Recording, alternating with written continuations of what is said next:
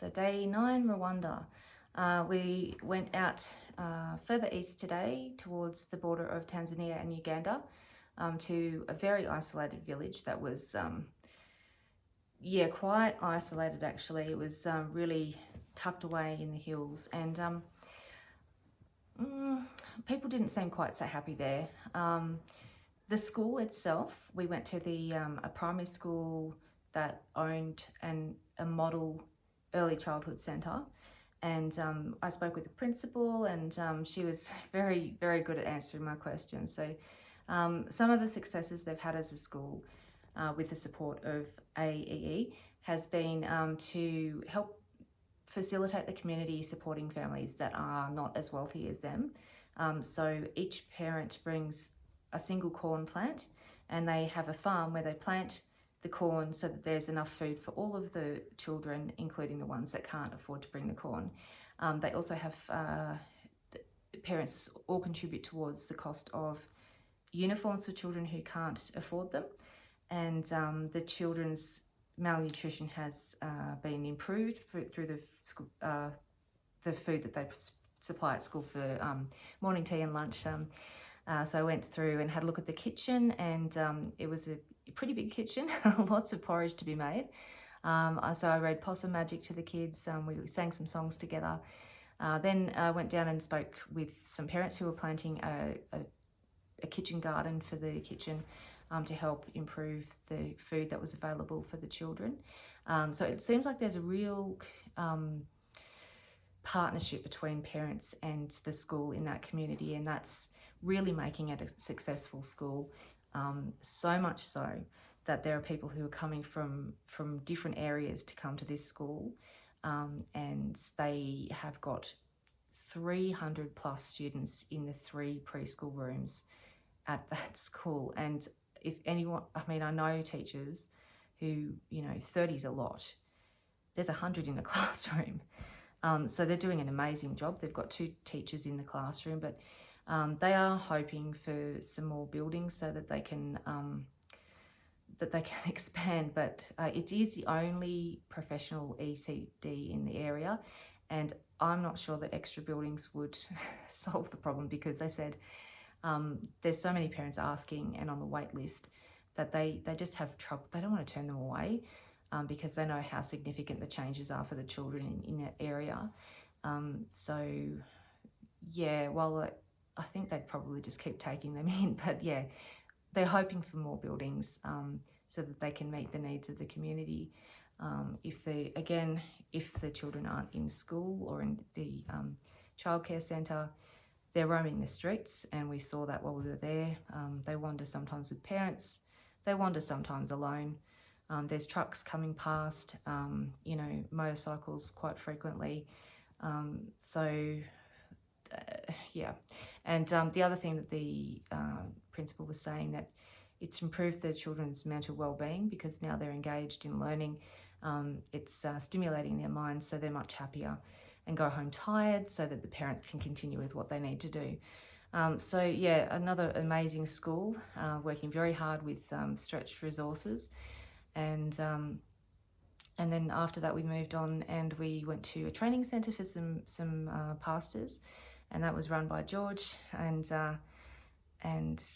yeah, it was really interesting. They were talking about how they were going to partner with the churches, were going to partner with the community to identify the needs and how they were going to address those needs. And it was a training workshop, an initial training workshop, to show how they were going to move through the different principles of training to reach the needs of the community and engage them in church and the gospel.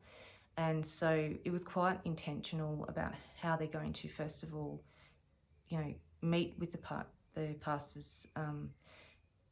Then the pastors go out and they sort of research, get to know everyone in their community, and how, what their needs might be aware of who's moving in, be aware of who's moving out, the information gather, come back, talk together to create some ideas about what they can actually achieve with the resources that they have, and then initiate the program. And the idea being that you start small and start to grow out, but you also, as pastors from different denominations, you approach it with unity, and so that it's not just one person carrying the burden of a community, and it's not just one person or one church group trying to reach the needs of the community, that together they can make a bigger impact. And I really liked that idea. I thought it was, it was really good. And some of the takeaways for me was when George was speaking about Jesus feeding 5,000 with 5 loaves and 2 fishes, and the disciples looking at it and saying, well, how is this enough to satisfy the needs of all of these people? And in that moment I thought, oh my goodness, like how many times do we have just a little bit that we can give, just a little bit of like something we can serve with or financially give. If you think, how can this little bit make any difference? But it does, and if you just trust God, it can make a huge difference. And so that really struck me. And the other takeaway I think was, the unity of the churches working for a common goal. And oh yes, the other thing that I was really thinking about was he was saying, do you know the needs of just the people in your congregation, or do you know the needs of the people who aren't in the congregation, and how are you going to serve those people too? And I thought, yeah, that's, and he was saying, how Jesus said, I'm not here for the healthy, I'm here for the sick. And so there was discussion around that, and I made a lot of notes because I thought it was really, really cool, and a really, really systematic approach to trying to build churches in the community, particularly isolated communities. So that was that. Then we went for some lunch, and then after that we went to the like a campus where the Anglican Church first began in Rwanda, and they sort of talked a lot about the way that denomination grew in that area, and some of the experiences of people in that area, some of the miracles they've witnessed in those areas, and how they had a systematic approach that they still use today. So it started about 100 years ago, and they still use the same, principle of sending a not a priest, a pastor out to find people who were interested in the gospel, to bring them back to the area that they're from, to train them in teaching the gospel, to baptize them and send them out again, and then they find people and bring it back.